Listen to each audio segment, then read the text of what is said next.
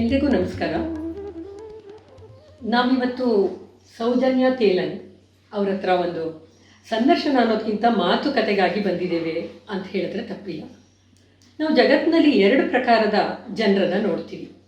ಒಂದು ಅನುಕೂಲಕರವಾದಂತಹ ಒಂದು ವಾತಾವರಣದಲ್ಲಿ ಅರಳ್ಕೊಳ್ಳುವಂಥವ್ರನ್ನ, ಇನ್ನೊಂದು ಪ್ರತಿಕೂಲವಾದ ವಾತಾವರಣದಲ್ಲಿ ಕೂಡ ಅವರು ಯಾವ ರೀತಿ ಸಾಧನೆಯನ್ನು ಮಾಡ್ತಾರೆ ಅನ್ನೋದನ್ನು ಕೂಡ ನಾವು ಜಗತ್ತಿನಲ್ಲಿ ನೋಡ್ತಾ ಇರ್ತೀವಿ. ಈಗ ಕೆಲವೊಮ್ಮೆ ಏನಾಗುತ್ತೆ, ಅನುಕೂಲಕರ ವಾತಾವರಣ ಹುಟ್ಟಿನಿಂದ ಬಂದಿರುತ್ತೆ ಕೆಲವೊಬ್ಬರಿಗೆ ಪ್ರತಿಕೂಲ ವಾತಾವರಣ ಅದು ಕೂಡ ಹುಟ್ಟಿನಿಂದಲೇ ಬಂದಿರುತ್ತೆ. ಆರ್ಥಿಕವಾಗಿರ್ಬೋದು, ಸಾಮಾಜಿಕವಾಗಿರ್ಬೋದು, ದೈಹಿಕವಾಗಿರ್ಬೋದು, ಧಾರ್ಮಿಕವಾಗಿರ್ಬೋದು, ಶೈಕ್ಷಣಿಕವಾಗಿರ್ಬೋದು, ಹೀಗೆ ಪ್ರತಿಕೂಲ ಪರಿಣಾಮ ಅನ್ನುವಂಥದ್ದು ಯಾವ ಕ್ಷೇತ್ರದಲ್ಲಿ ಬೇಕಾದರೂ ಇರುವಂಥದ್ದನ್ನು ನಾವು ಗಮನಿಸ್ತಾ ಬಂದಿದ್ದೀವಿ. ಆದರೆ ಕೆಲವೊಬ್ಬರಿಗೆ ಮಾತ್ರ ಎಲ್ಲವೂ ಕೂಡ ಹುಟ್ಟಿನಿಂದ ಅನುಕೂಲಕರವಾಗಿಯೇ ಇದ್ದರೂ ಸಹ ಎಲ್ಲೋ ಒಂದು ಜೀವನದ ಮಧ್ಯದಲ್ಲಿ ಹಠಾತ್ತಾಗಿ ಬದುಕು ತನ್ನ ಕಠೋರವಾದ ಮುಖವನ್ನು ತೋರಿಸುತ್ತೆ. ಹಠಾತ್ತಾಗಿ ಅನುಕೂಲ ಅನ್ನುವಂಥ ವಾತಾವರಣ ಪ್ರತಿಕೂಲವಾಗಿ ಪರಿಣಮಿಸುತ್ತೆ. ಆವಾಗ ಏನಾಗುತ್ತೆ, ನಾವು ಅಲ್ಲಿ ತನಕ ಬಹಳ ಒಂದು ಸುಗಮವಾದ ಹಾದಿಯಲ್ಲಿ ಬಂದವರು ಏಕದಮ್ ಒಂದು ಕಠೋರವಾದ ಹಾದಿ ನಮಗೆ ಎದುರಾದಾಗ ನಾವು ಏನು ಮಾಡ್ತೇವೆ, ಆ ಪರಿಸ್ಥಿತಿಯನ್ನು ನಾವು ಯಾವ ರೀತಿ ಎದುರಿಸ್ತೇವೆ ಅನ್ನೋದಕ್ಕೆ ಒಂದು ಮಾದರಿಯಾಗಿ ನಮ್ಮ ಎದುರಿಗೆ ಸೌಜನ್ಯ ತೇಲನ್ ಅವರಿದ್ದಾರೆ. ನಾವು ಸೌಜನ್ಯ ಅವ್ರ ಜೊತೆ ನಾನು ಮಾತುಕತೆ ಅಂತಲೇ ಇದನ್ನು ಹೇಳ್ತೀನಿ, ಒಂದು ಆಪ್ತ ಮಾತುಕತೆ ಇದು ಅಂತ. ಇದರಲ್ಲಿ ವಿಶೇಷ ಏನು ಅಂತಂದರೆ, ನಾನು Sindhu Hegde inner wheel club of Sirsi ಹೆರಿಟೇಜ್ನ ಸದಸ್ಯೆ, ಸೌಜನ್ಯ ಕೂಡ inner wheel club of Sirsi ಹೆರಿಟೇಜ್ನ ಸದಸ್ಯೆ. ಅದರಿಂದ ನಾವು ಏನು ಯೋಚನೆ ಮಾಡಿದ್ವಿ ಅಂತಂದರೆ, ನಮ್ಮ ಇನ್ನರ್ ವೀಲ್ ಕ್ಲಬ್ ಶಿರ್ಸಿಯ ಒಂದು ಬ್ಯಾನರ್ ಅಡಿಯಲ್ಲಿ ಈ ಮಾತುಕತೆಯನ್ನು ನಾವು ಮಾಡಿದ್ರೆ ಬಹುಶಃ ಎಲ್ಲೋ ಯಾರೋ ಹೀಗೆ ಹಠಾತ್ತಾಗಿ ಬದುಕಿನಲ್ಲಿ ಒಂದು ಪ್ರತಿಕೂಲ ಒಂದು ವಾತಾವರಣವನ್ನು ಎದುರುಗಡೆ ಬಂದಾಗ ಅವ್ರು ಏನು ಮಾಡಬೇಕು ಅನ್ನುವಂಥದ್ದಕ್ಕೆ ಉತ್ತರವನ್ನು, ಎಲ್ಲ ಪ್ರಶ್ನೆಗೂ ಉತ್ತರ ಸಿಗ್ತಿದ್ರು ಕೂಡ ಎಲ್ಲೋ ಒಂದೆರಡು ಪ್ರಶ್ನೆಗೆ ಉತ್ತರ ಸಿಕ್ಕಿ ಅಥವಾ ಸೌಜನ್ಯ ಅವರ ಮಾತು ಅವರಿಗೆ ಒಂದು ಆಶಾಕಿರಣವನ್ನು ತೋರಿಸಿದ್ರೆ ಅದು ಈ ಮಾತುಕತೆಯ ಸಾರ್ಥಕತೆ ಅಂತ ಹೇಳಿ ಭಾವಿಸಿ ನಾನು ಈ ಮಾತುಕತೆಗೆ ಸಜ್ಜಾಗ್ತಾ ಇದ್ದೇನೆ. ನಮಸ್ತೆ ಸೌಜನ್ಯ. ನಿಮಗೆ ಮಂದಿರ ಅನ್ನುವಂಥ ಹೆಸರು ಕೂಡ ಇದೆ ಅಲ್ವಾ? ಹೌದು. ನಾವು ಮೊನ್ನೆ ಜನಮಾಧ್ಯಮದಲ್ಲಿ ನೀವು ಒಂದು ಲೇಖನವನ್ನು ಬರೆದ್ರಿ ಈ ಪುನಶ್ಚೇತನ ಕೇಂದ್ರದ ಬಗ್ಗೆ ಎಲ್ಲ. ಅದರೊಳಗಡೆ ಮಂದಿರ ತೇಲನ್ ಅಂತ ಬಂದಿತ್ತು. ನಾವು ಬಹಳಷ್ಟು ಜನರಿಗೆ ಸೌಜನ್ಯ ಅಲ್ವಾ ಇವರು ಮಂದಿರ ಅಂತ ಬರೆದಿದ್ದಾರೆ ಅಂತ. ಮಂದಿರ ಅನ್ನೋ ಹೆಸರಿನ ಬಗ್ಗೆ ಒಂದೆರಡು ಮಾತು. ಆ್ಯಕ್ಚುಲಿ ನನಗೆ ಇಟ್ಟಿದ್ದ ಹೆಸರು ಸೌಜನ್ಯನೇ ಆಗಿತ್ತು. ಆದರೆ ಮದುವೆ ಆಗಿ ಬಂದ ನಂತರ ಇಲ್ಲಿ ಮನೆಯವರು ಮಂದಿರ ಅಂತ ಚೇಂಜ್ ಮಾಡಿದ್ರು. ಸೊ ಎರಡು ಹೆಸರನ್ನು ನಾನು ಯೂಸ್ ಮಾಡ್ತಾ ಇದ್ದೇನೆ. ಆದರೆ ನನಗೆ ಡಾಕ್ಯುಮೆಂಟ್ಸಲ್ಲಿ especially after spinal cord injury ನನ್ನ ಡಾಕ್ಯುಮೆಂಟ್ಸಲ್ಲೆಲ್ಲ ಮಂದಿರ ಆಗಿದ್ದೀನಿ ನಾನು. ಓ ಹೌದಾ, ಸರಿ. ಆಮೇಲೆ ನನಗೆ ನಿಮ್ಮ ಊರು ತಾಯಿ ಮನೆ ಎಲ್ಲಿತ್ತು? ನೀವು ಇಲ್ಲಿ ಹಳ್ಳಿಗೆ ಬಂದಿದ್ದೀರಾ, ಕೊರ್ಲಕಟ್ಟ ಅನ್ನುವಂಥ ಊರಿದು. ಮಹೇಶ್ ತೇಲಂಗ್ ಅವ್ರನ್ನ ಮದುವೆಯಾಗಿ ನೀವು ಕೊರ್ಲಕಟ್ಟಕ್ಕೆ ಬಂದಿತ್ತು. ಕೊರ್ಲಕಟ್ಟ ಒಂದು ಹಳ್ಳಿ, ನೀವು ಹಳ್ಳಿಲೇ ಇದ್ದಿದ್ದ ಮೊದಲು? ನಿಮ್ಮ ತಂದೆ ತಾಯಿ, ನಿಮ್ಮ ವಿದ್ಯಾಭ್ಯಾಸ, ಇದ್ರ ಬಗ್ಗೆ ಒಂದೆರಡು ಮಾತನ್ನು ಹೇಳಿ. ಆ್ಯಕ್ಚುಲಿ ನಾನು ಪೇಟೆಲ್ಲೇ ಇತ್ತು ನಮ್ಮ ಮನೆ. ನಾನು ತೀರ್ಥಹಳ್ಳಿಯಲ್ಲಿ ಹುಟ್ಟಿದ್ದು. ನನ್ನ ಜನ್ಮಸ್ಥಳ ತೀರ್ಥಹಳ್ಳಿ. ನನ್ನ ತಂದೆ ಅಗ್ರಿಕಲ್ಚರಿಸ್ಟ್. ಆದರೆ ಪೇಟೆಯಿಂದ ಹಳ್ಳಿ ತುಂಬ ದೂರ ಇತ್ತು. ಜಸ್ಟ್ ಫಾರ್ ಜಾಲಿ ಟ್ರಿಪ್ ಥರ ಎಲ್ಲ ಹೋಗಿ ಆಟ ಆಡ್ಕೊಂಡು ಅಲ್ಲಿ ಅಪ್ಪಂಗೆ ಒಂದು ಸ್ವಲ್ಪ ಹೆಲ್ಪ್ ಮಾಡಿ ಬರ್ತಿದ್ವಿ. ಅಮ್ಮ ಗೃಹಿಣಿ. ನಮ್ಮದು ಕೂಡು ಕುಟುಂಬ. ದೊಡ್ಡಪ್ಪ ಬೇಗ ತೀರ್ಕೊಂಡಿದ್ದಕ್ಕೆ ದೊಡ್ಡಪ್ಪನ ಮಕ್ಕಳು ನಾವು ಒಟ್ಟಿಗೆ ಇದ್ವಿ. ದೊಡ್ಡಮ್ಮ ಇದ್ದರು. ಓ, ತುಂಬ ಜನ ಎಲ್ಲ ಆಡ್ಕೊಂಡು 9 ಜನ. ನಿಮ್ಮ ವಿದ್ಯಾಭ್ಯಾಸ? ನಂದು ಪ್ರೈಮರಿಯಿಂದ ಡಿಗ್ರಿ ತನಕ ನಾನು ಮಾಡಿದ್ದು ಬಿ ಕಾಮ್ ತನಕ ತೀರ್ಥಹಳ್ಳಿಲೇ ಆಯಿತು. ನಮ್ಮ ಅಪ್ಪಂದು ಒಂದೇ ಕಂಡೀಷನ್ ಇತ್ತು, ನೀವು ಹೊರಗೆ ಹೋಗಿ ಏನೂ ಕಲಿಬಾರ್ದು, ಊರಲ್ಲಿ ಏನಿದೆ ಅದನ್ನು ಕಲಿಬೋದು ಅಂತ. ಸೊ ನಾನು ಅಲ್ಲೆಯ ನಂದು ಎಲ್ಲ ಎಜುಕೇಷನ್ ಮುಗಿಸಿ ಟೈಪ್ ರೈಟಿಂಗು, ಶಾರ್ಟ್ ಹ್ಯಾಂಡ್ ಅಂಥದ್ದೆಲ್ಲ ಮುಗಿಸ್ಕೊಂಡ್ಬಂದು. ನಿಮ್ಮ ಹವ್ಯಾಸಗಳಲ್ಲಿ ನೀವು ನಿಮ್ಮದು ಭರತನಾಟ್ಯ ಕೂಡ ಕಲ್ತಿದ್ದೀರಿ ಅಂತ ಹೇಳಿ ಬರ್ಕೊಂಡಿದ್ರಿ. ನಿಮ್ಮ ಶಾಲೆಯ ದಿನಗಳ ಹವ್ಯಾಸಗಳ ಬಗ್ಗೆ? ನನಗೆ ಆಲ್ಮೋಸ್ಟ್ ಎಲ್ಲ ಈಗ ಹಾಡೋದು, ಡ್ಯಾನ್ಸು ಎಲ್ಲ ಮೊದಲೆಲ್ಲ ಹುಚ್ಚಿತ್ತು. ಸೊ ಭರತನಾಟ್ಯದಲ್ಲಿ ಜೂನಿಯರ್ ಎಕ್ಸಾಮ್ ತನಕ ಮಾಡೋ ಫೆಸಿಲಿಟೀಸ್ನ ನಾನು ಆ ಟೈಮಲ್ಲಿ ಯೂಸ್ ಮಾಡಿಕೊಂಡೆ. ಅದರ ನಂತರ ಎಷ್ಟನೇ ವಯಸ್ಸಿನಲ್ಲಿ ಮದುವೆ ಆಗಿದೆ? ಎಷ್ಟನೇ ವಯಸ್ಸಿನಲ್ಲಿ? ನನಗೆ 23ನೇ ವರ್ಷಕ್ಕೆ ಮದುವೆ ಆಯಿತು.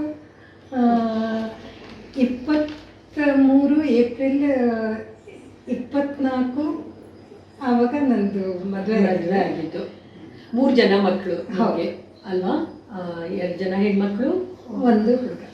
ಅವ್ರ ಮಗಳು ದೊಡ್ಡವಳು MDS ಮಾಡ್ಕೊಂಡಿದ್ದಾಳೆ, ಎರಡನೇವಳು ಕ್ಲಿನಿಕಲ್ ಸೈಕಾಲಜಿ ಮಾಡ್ತಾ ಇದ್ದಾಳೆ, MPhil ಇನ್ ಕ್ಲಿನಿಕಲ್ ಸೈಕಾಲಜಿ.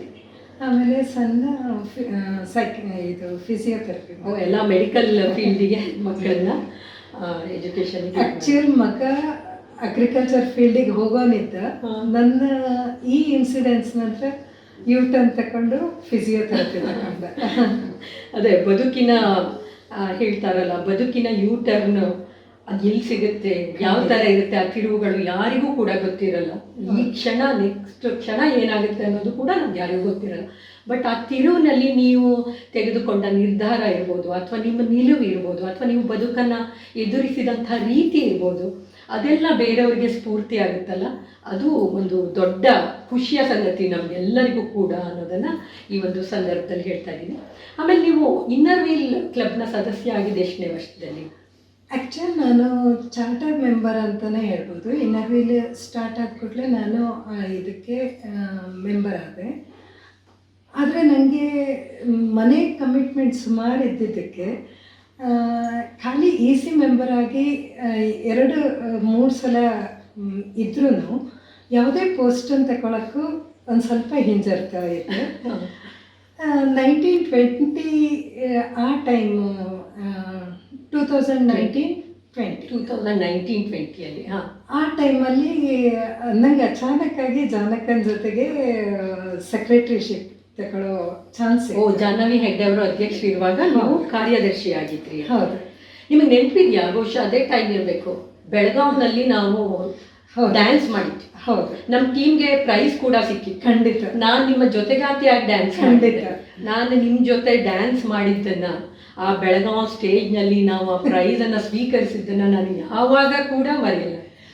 ಅಂದರೆ ಅದೆಲ್ಲ ಒಂದು ನಮ್ಮ ಬದುಕಿನಲ್ಲಿ ಅಂದರೆ ದಾಖಲಾಗುವ ಖುಷಿಯ ಕ್ಷಣಗಳೇನಿರುತ್ತಲ್ಲ, ಹೌದು, ಅದು ಆ್ಯಕ್ಚುಲಿ ಅದನ್ನು ನೆನಪು ಮಾಡಿಕೊಂಡ್ರೆ ಅದೊಂಥರ. ಆಮೇಲೆ ಈಗ ನಾನು ನಿಜವಾದ ಒಂದು ಏನು ಮಾತುಕತೆಗೆ ಹೊರಟಿದ್ದೇನೆ ಅದಕ್ಕೆ ಈಗ ಬರ್ತಾ ಇದ್ದೇನೆ. ಸೌಜನ್ಯ, ನೀವು ಒಂದು ನಿಮ್ಮ ಬದುಕಿನಲ್ಲಿ ನಿರೀಕ್ಷಿಸದ ಒಂದು ದುರ್ಘಟನೆಗೆ ಒಳಗಾದ್ರಿ, ಮತ್ತು ನಿಮ್ಮ ಈ ಸೊಂಟದ ಮುರಿತಕ್ಕೆ ಏನು ಒಳಗಾದ್ರಿ ನೀವು. ಆ ದುರ್ಘಟನೆ ಹೇಗಾಯಿತು ಮತ್ತು ಅದು ಎಷ್ಟು ವರ್ಷದ ಹಿಂದಾಯಿತು, ಅದ್ರ ಬಗ್ಗೆ ನಮಗೆ ಹೇಳಿ. ಆ್ಯಕ್ಚುಯಲ್ ಕರೋನಾ ಲಾಕ್ಡೌನ್ ಟೈಮ್ ಇತ್ತು. ನಾನು ಒಂದು ಸ್ವಲ್ಪ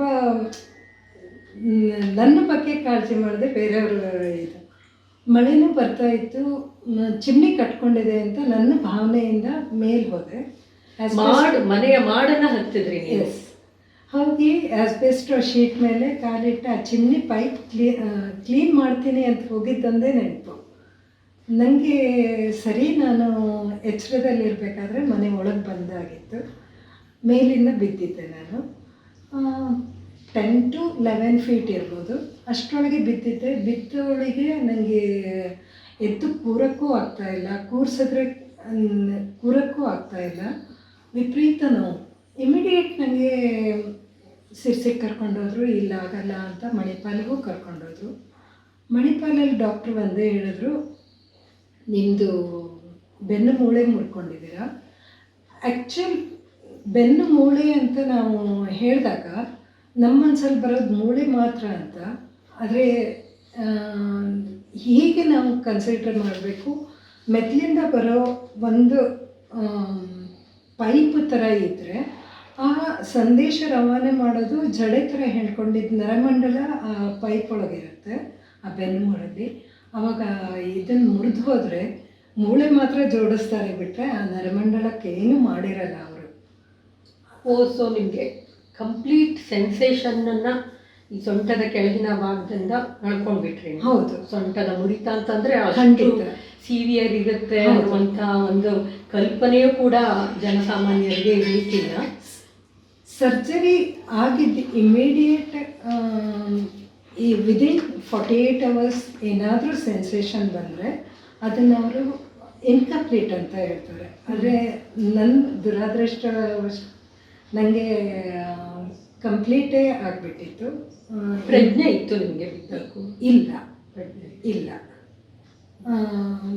ಆಮೇಲೆ ಮಗಳು ಎಲ್ಲ ಹೇಳಿದ್ದು, ನೀನು ಕಣ್ಣು ತಿರುಗಿಸ್ತಾ ಇದೆಯಾ, ನಾಲ್ಗೇನೂ ಕಚ್ಕೊಳ್ತಾ ಇದೆಯಾ ಅಂತ. ಆದರೆ ನನಗೆ ಅದೇನೂ ಗೊತ್ತಿಲ್ಲ. ನಾನು ಬರಬೇಕಾದ್ರೆ ಮನೆ ಒಳಗೆ ಬಂದಾಗಿತ್ತು, ನಂಗೆ ಸರಿ ಎಚ್ಚರ ಬರಬೇಕಾದ್ರೆ. ಆದರೆ ಲಕ್ಕಿಲಿ ನನಗೆ ಅಲ್ಲಿ ಹೈಯರ್ ಸೆಂಟ್ರಲ್ ಮಣಿಪಾಲಲ್ಲಿ ನ್ಯೂರೋ ಸರ್ಜನ್ ಇಮಿಡಿಯೇಟ್ ಎಲ್ಲ ಇದು ಮಾಡಿದ್ರು. ರಾತ್ರಿ ನಾನು 9:30ಗೆ ಅಲ್ಲಿ ಮುಟ್ಟಿದ್ದೀನಿ. 4:30 ತನಕ ನಂದೆಲ್ಲ ಟೆಸ್ಟ್ ಮುಗಿಸ್ಕೊಂಡು ನೆಕ್ಸ್ಟ್ ಡೇ 11 o'clock ನಂದು ಸರ್ಜರಿ ಮಾಡಿದ್ರು. 11:30ಗೆ ಹಿಂದಿನ ದಿನ ಬಿದ್ದಿದ್ದೆ, ನೆಕ್ಸ್ಟ್ ಡೇ 11:30 ಒಳಗೆ ಸರ್ಜರಿ ಆಯಿತು. ಹಾಗಾಗಿ ಡ್ಯಾಮೇಜ್ ತುಂಬ ಕಡಿಮೆ ಆಗಿತ್ತು. ಆದರೆ ರಿಕವರಿ ಅಷ್ಟೇ ಒಂದು ಸ್ವಲ್ಪ ಸ್ಲೋ. ಹೌದಲ್ವ? ನೀವು ಒಂದು ಎಚ್ಚರವೇ ಇಲ್ಲದ ಸ್ಥಿತಿಯಿಂದ ಅಲ್ವಾ ಇವತ್ತು ಈ ವೀಲ್ ಚೇರ್ನಲ್ಲಿ ಕೂತು ಮತ್ತೆ ನೀವು ನನ್ನ ಹತ್ರ ಮಾತಾಡ್ತಾ ಹೇಳಿದ್ರಿ, ನಾನು ಮೊದಲು ಈ ಏನು ಸೊಂಟ ಮುರಿತ ಆಗೋಕ್ಕಿಂತ ಮುಂಚೆ ಏನೇನು ಕೆಲಸಗಳನ್ನು ಮಾಡ್ತಿದ್ನೋ ಅಷ್ಟೂ ಕೆಲಸಗಳನ್ನು ನೀವು ಈಗ ವೀಲ್ ಚೇರ್ನಲ್ಲಿ ಕೂತ್ಕೊಂಡು ಮನೆಯನ್ನು ನಿಭಾಯಿಸ್ಕೊಂಡು ಹೋಗ್ತಾ ಇದ್ದೀರಾ. ನನಗೆ ಅದು ಹೇಳಲಿಕ್ಕೆ ಒಂದು ವಾಕ್ಯ ಅಲ್ವಾ, ಎಚ್ಚರವೇ ಇಲ್ಲದ ಸ್ಥಿತಿಯಿಂದ ಇದಕ್ಕೆ ಬಂದಿದ್ದಾರೆ ಸೌಜನ್ಯ ಅಂತ ನಾನು ಒಂದು ವಾಕ್ಯದಲ್ಲಿ ಹೇಳ್ತೇನೆ. ಆದರೆ ನಿಮ್ದು ಅದು ಎಷ್ಟು ಲಾಂಗ್ ಜರ್ನಿ ಅನ್ನುವಂಥ ಒಂದು ಕಲ್ಪನೆ ಕೂಡ ನಮಗೆ ಅಂದರೆ ಅದು ಸಾಧ್ಯ ಇಲ್ಲ. ಅದು ಯಾಕೆ ಅಂತಂದರೆ ಅದು ಯಾವತ್ತೂ ಹಾಗೆ, ನಾವು ಸರಿಯಾಗಿರೋ ಮನುಷ್ಯರಿಗೆ ಬೇರೆಯವರ ನೋವು ಅದು ಏನು ಅಂತ ನಮ್ಮ ಹತ್ರ ಶಬ್ದಗಳಲ್ಲಿ ಹಿಡಿದಿಡಲಿಕ್ಕೆ ಸಾಧ್ಯ ಇಲ್ಲ. ಅದು ಅಷ್ಟು ಒಂದು ಲಾಂಗ್ ಜರ್ನಿಯನ್ನು ನೀವು ಕ್ರಮಿಸಿದ್ದೀರಿ. ಅದ್ರ ಬಗ್ಗೆ ನೀವೇ ಮಾತಾಡಬೇಕು. ಆ ನಡೆದು ಬಂದ ಹಾದಿ ಅಷ್ಟು ಕಠಿಣಕರವಾದದ್ದು ಮತ್ತು ದೀರ್ಘವಾದದ್ದು ಅನ್ನುವಂಥ ಅರಿವು ನಮಗಿದೆ.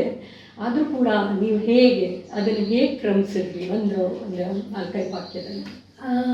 ಆ್ಯಕ್ಚುಲಿ ನಾನು ಅಂದ್ಕೊಂಡಿದ್ದೆ ಮೂಳೆ ಮುರಿದಿದೆ ಅಂದರೆ ಕೂಡಿಸ್ಬಿಟ್ರೆ ಆಯಿತು, ಏನು ಒಂದು 2-3 ತಿಂಗಳು ರೆಸ್ಟ್ ಅಂತ. ಆದರೆ ಅದರ ಸಿವಿಯರಿಟಿ ಗೊತ್ತಾಗಿದ್ದು ನನಗೆ ICUನಲ್ಲಿ. ಅಣ್ಣ ಬಂದು ಹೇಳಿದಾಗಲೇ ಗೊತ್ತಾಯಿತು. ಅವನು ಹೇಳ್ದ, ಇಲ್ಲ ಇನ್ನು ಮುಂದೆ ನಿಮಗೆ ಕಾಲಿಗೆ ಯಾವುದೂ ಬಲ ಇರಲ್ಲ.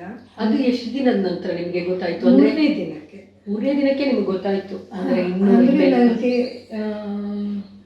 ಸರ್ಜರಿ ಆಗಿದ್ದು 2 ದಿನ ನನಗೆ ಕಾನ್ಷಿಯಸ್ ಇರಲಿಲ್ಲ. ಆ ದಿನನೂ ಬರದೇ ಇದ್ದರೆ ಮೇ ಬಿ ನಾನೇನು ಬರಲ್ಲ ಅನ್ನೋ ಇದರಲ್ಲಿದ್ದು.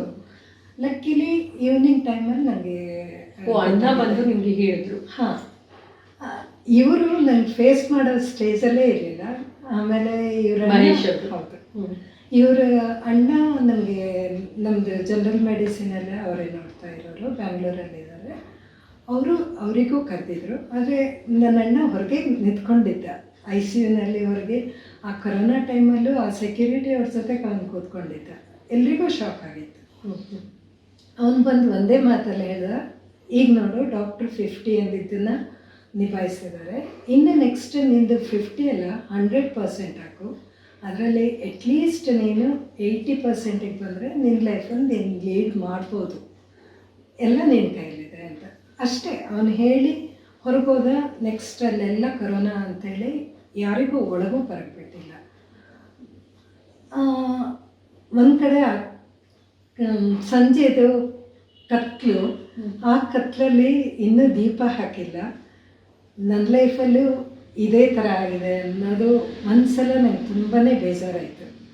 ಆಮೇಲೆ ಆದ್ರೂ ನಾನು ಹಠ ಬಿಡದೆ ಕಾಲಲ್ಲಾಡ್ಸೋಣ ಅಂತ ನೋಡಿದ್ರೆ ಕಾಲಲ್ಲಾಡಲ್ಲ, ಕೈನೂ ಅಲ್ಲಾಡಲ್ಲ. ಅವಾಗ ನನಗೆ ಇನ್ನೂ ಆಯಿತು, ನನ್ನ ಲೈಫಲ್ಲಿ ಇನ್ನೇನೂ ಇಲ್ಲ ಅನ್ನೋ ರೀತಿಲಿ ಬಂದೆ. ಆಮೇಲೆ 5th ಡೇ ನಂಗೆ ವಾರ್ಡಿಗೆ ಶಿಫ್ಟ್ ಮಾಡಿದ ನಂತರ ಎಲ್ಲ ಇವರನ್ನೆಲ್ಲ ನೋಡಿದ ಕೂಡಲೇ ನಂಗೆ ಮತ್ತೆ ಖುಷಿ ಆಯಿತು. ಇಲ್ಲ, ನನ್ನ ಜೊತೆಗೆ ಇನ್ನೂ ಯಾರೋ ಇದ್ದಾರೆ, ನಾನೇ ಹೇಳ್ತೀನಿ ಅಂತ.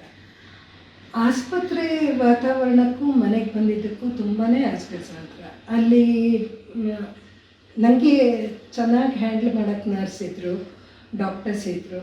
ಇಲ್ಲಿ ಮನೆಗೆ ಬಂದಂದರೆ ನಮಗೆ ಎತ್ತಕ್ಕೆ ಬರಲ್ಲ, ಕೂರ್ಸೋಕ್ಕೆ ಬರಲ್ಲ. ಆ ಹೊತ್ತಲ್ಲಿ ತುಂಬಾ ಅಳು ಬರ್ತಿತ್ತು. ಎಸ್ಪೆಷಲಿ ಹೊರಗೆ ತುಂಬ ಚಳಿ, ಮೇ ತಿಂಗಳು ಚಳಿ. ವಾಟರ್ ಬೆಡ್ ಮೇಲೆ ಹಾಕಿದ್ದಾರೆ, ಅದು ತಣ್ಣಗೆ ಒಳ್ಳೆ ವಿಚಿತ್ರ. ನಾನು ಅಂದ್ಕೋತಾ ಇದ್ದೆ, ಅಯ್ಯೋ ದೇವ್ರೆ, ಇದಕ್ಕಿಂತ ಹೋಗೋದೇ ಚೆನ್ನಾಗಿತ್ತಲ್ವ ಅಂತ.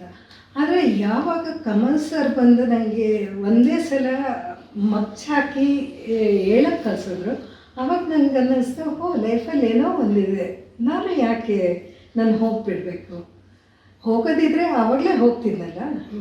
ಇಲ್ಲ, ನನ್ನಿಂದ ಏನೋ ಆಗೋದಿದೆ ಅಂತ ನನಗೆ ಬದುಕಿಸಿದಾನೆ ದೇವರು ಅನ್ನೋ ಆ ಇದು ಬಂದ ನಂತರ ಮತ್ತೆ ನಾನು ತಿರುಗೇ ನೋಡಿಲ್ಲ. ಇಲ್ಲ, ನನ್ನ ಎಫರ್ಟ್ ಹಾಕೋಕ್ಕೆ ಸರ್ ಮಾಡಿದೆ. ಲಕ್ಕಿಯಲ್ಲಿ ತನಕ ಒಂದು 2-3 ತಿಂಗಳು ಆಗೋಗಿತ್ತು ಅಲ್ವಾ? 3 ತಿಂಗಳು ಆಗಿತ್ತು. ಸಾಧಾರಣ 1 ತಿಂಗಳು ಅನ್ಬೇಕಾದ್ರೆ ಇಂಡಿಪೆಂಡೆಂಟಾಗಿ ನಾನೇ ಸೈಡ್ ಇದು ಮಾಡಿ ಬೆಡ್ ಸೈಡಿಗೆ ಕೂರ್ತಿದ್ದೆ. ಆದರೆ ಪಕ್ಕದಲ್ಲಿ ಯಾರಾದರೂ ಬೇಕಿತ್ತು. ಸೊಂಟಕ್ಕೆ ಬಲ ಇಲ್ಲದೆ ಯಾವತ್ತಾದರೂ ನಾನು ಎದುರಿಗೂ ಬೀಳೋ ಚಾನ್ಸ್ ಇತ್ತು, ಹಿಂದ್ಗಡೆನೂ ಬೀಳೋ ಚಾನ್ಸ್ ಇತ್ತು. ಆದರೆ ಒಂದೇ ತಿಂಗಳಲ್ಲಿ ನನ್ನಲ್ಲಿ ಇಂಪ್ರೂವ್ಮೆಂಟ್ ಆಗಿದ್ದು ನೋಡಿ ಡಾಕ್ಟ್ರು ನನಗೆ ಭರವಸೆ ಕೊಟ್ಟು ಏನೋ ಒಂದು ಆಗತ್ತೆ ಅಂತ. ಅದರ ನಂತರ ಆಮೇಲೆ ನಾನು ಹೇಳಿದೆ ನೋಡಿ, ಒಂದಕ್ಕಿಂತ ಒಂದು ನನಗೂ ಖುಷಿ ಆಗತ್ತೆ ಸರ್. ಎಲ್ಲದು ಅಂದರೆ ನಾವು ಮಾಡ್ಬೋದು, ಇದೇ ಒಂದು ಬದುಕಿನ ಅಂತಿಮ ಘಟ್ಟ ಅಲ್ಲ. ಹೌದು, ಇರ್ಬೋದು, ಸೊಂಟ ಮುರಿದಿದೆ, ನಡೆದಾಡ್ಲಿಕ್ಕೆ ಆಗಲ್ಲ, ಆದರೆ ಕೈ ಚೆಲ್ಲಿ ಕೂರುವಂಥದ್ದು ಏನೂ ಇಲ್ಲ. ಇಲ್ಲಿಂದ ಮತ್ತೆ ನಾನು ನನ್ನ ಬದುಕನ್ನು ಕಟ್ಕೊಳ್ತೇನೆ, ಮತ್ತೆ ಶುರು ಮಾಡ್ತೇನೆ ಅನ್ನುವಂಥ ನಿಮ್ಮ ಛಲ ಅಲ್ಲಿಂದನೇ ಶುರುವಾಯಿತು. ಹೌದು. ಅದರಲ್ಲೂ ಅವರು 2ನೇ ತಿಂಗಳು ನಾನು ಚೆಕಪ್ಪಿಗೆ ಹೋದಾಗ ನನ್ನ ಡೆವಲಪ್ಮೆಂಟ್ ನೋಡಿ ಕ್ಯಾಲಿಪರ್ ಅಂತ ಕೊಡ್ತಾರೆ, ಅದಕ್ಕೆ ಆರ್ಥೋಸಿಸ್ ಅಂತಾರೆ. ಆರ್ಥೋಸಿಸ್ ಕೊಟ್ಟರು. ಅದು ಕೊಟ್ಟ ನಂತರ ಎಷ್ಟು ಡ್ರಾಸ್ಟಿಕ್ ಚೇಂಜಸ್ ಆಯಿತು ಅಂದರೆ, ನನಗೆ ಫಸ್ಟ್ ಬಂದಿದ್ದು ಬ್ಲ್ಯಾಡರ್ ಕಂಟ್ರೋಲ್. ಅದು ಬಂದಂದ್ರೆ ನಾನು ಸರಿಗೆ ಕೇಳಿದೆ, ಅವರಂದರು ಇಲ್ಲ, ಇದು ಬಂದಂದ್ರೆ ಡೆಫಿನೆಟ್ಲಿ ಬೌಲ್ ಕಂಟ್ರೋಲು ಬರುತ್ತೆ ಅಂತ. ಅದು 2 ಯಾವಾಗ ಸಿಕ್ತು, ನನ್ನನ್ನು ಹಿಡಿಯೋರು ಯಾರೂ ಇಲ್ಲ ಅನ್ನಿಸ್ತು ಆವಾಗ. ಖುಷಿ, ನಿಮ್ಮ ಮುಖದಲ್ಲಿ ನಗುವನ್ನು ನೋಡಲಿಕ್ಕೆ ಅದು ಖುಷಿ ಆಗುತ್ತೆ. ಅಂದರೆ ನೀವು ಒಂದು ಏನೂ ಇಲ್ಲ, ನನ್ನ ಜೀವನದಲ್ಲಿ ಕತ್ತಲು ಆವರಿಸ್ಕೊಂಡು ಬಿಡ್ತು ಅನ್ನುವಂಥ ಸಿಚುವೇಶನಿಂದ ಇಲ್ಲ, ನಾನು ಮತ್ತೆ ಮೊದಲಿನಂತೆ ಎಟ್ಲೀಸ್ಟ್ ನಮ್ಮ ಕೆಲಸವನ್ನು ನಾವು ಮಾಡ್ಕೊಳ್ಬೋದು ಸ್ವತಂತ್ರವಾಗಿ ಅನ್ನುವಂಥ ಸ್ಟೇಜಿಗೆ ಬರೋದಿದೆಯಲ್ಲ, ಅದೇ ಒಂದು ದೊಡ್ಡ ಖುಷಿ. ನೀವು ಮ್ಯಾರಥಾನ್ನಲ್ಲಿ ಕೂಡ ಭಾಗವಹಿಸಿದ್ರಿ ಅಲ್ವಾ? ವೀಲ್ ಚೇರ್ ಮ್ಯಾರಥಾನ್ನಲ್ಲಿ. ಅದು ಯಾವಾಗ? ಲಾಸ್ಟ್ ಇಯರ್ ಜಾನ್ವರಿಲಿ ಮಣಿಪಾಲ್ ಅವರು ಒಂದು ಮ್ಯಾರಥಾನ್ ಮಾಡಿದ್ರು. ಅದು ಅವರೇ ಹೇಳಿದ್ರ ಬನ್ನಿ ಅಂತ? ಆ್ಯಕ್ಚುಲಿ ನನಗೆ ಒಬ್ಬರು ಅಲ್ಲಿ PMR ಡಿಪಾರ್ಟ್ಮೆಂಟಲ್ಲಿ ಡಾಕ್ಟರ್ ಮೈತ್ರಿ ಪಾಟೀಲ್ ಅಂತಿದ್ರು. ಅವರು ಒಬ್ಬರು ರಾಯನ್ ಫರ್ನಾಂಡಿಸ್ ಅನ್ನೋರನ್ನು ಪರಿಚಯ ಮಾಡಿಕೊಟ್ರು. ಅವರು 18 ವರ್ಷ ಸ್ಪೈನಲ್ ಕಾರ್ಡ್ ಇಂಜರ್ಡ್ ಆಗಿ ಅವರಿಗೆ ಫಿಸಿಯೋಥೆರಪಿ ಬಗ್ಗೆ ಗೊತ್ತೇ ಇಲ್ಲದೆ ಆಮೇಲೆ ಅವರು ಫಿಸಿಯೋಥೆರಪಿ ತಗೊಂಡು ಈಗ ಇಂಡಿಪೆಂಡೆಂಟಾಗಿ ಮೋಟಿವೇಶ್ನಲ್ ಸ್ಪೀಕರ್ ಆಗಿದ್ದಾರೆ. ಓಕೆ. ಅವರು ಅದನ್ನು ಆರ್ಗನೈಸ್ ಮಾಡ್ತಾ ಇರಬೇಕಾದ್ರೆ ಅವ್ರು ಹೇಳಿದ್ರು, ಮೇಡಮ್ ನೀವು ಬನ್ನಿ ಅಂತ.